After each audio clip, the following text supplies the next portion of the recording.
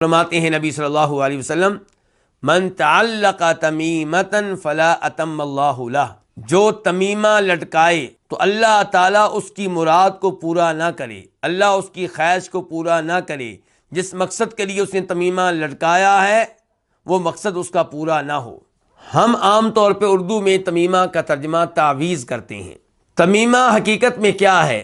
تمیمہ ان منکوں کو کہتے ہیں، پتھروں کے ان نگوں کو کہتے ہیں جنہیں عرب لوگ اس لیے پہنتے تھے، اپنی اولاد کو پہناتے تھے، ان کے جسم میں لٹکاتے تھے تاکہ وہ نظر بد سے محفوظ رہ سکیں۔ تو اسلام نے اس عقیدے کو غلط قرار دیا اور اسے توحید کے خلاف قرار دیا۔ تو کوئی بھی چیز اگر اس لیے باندھی جائے، لٹکائی جائے کہ اس کی وجہ سے بیماریاں دور ہوتی ہیں، نظر بد سے آپ محفوظ رہیں گے، نقصان سے آپ محفوظ رہیں گے، تو اس کو کیا کہا جائے گا؟ تمیمہ۔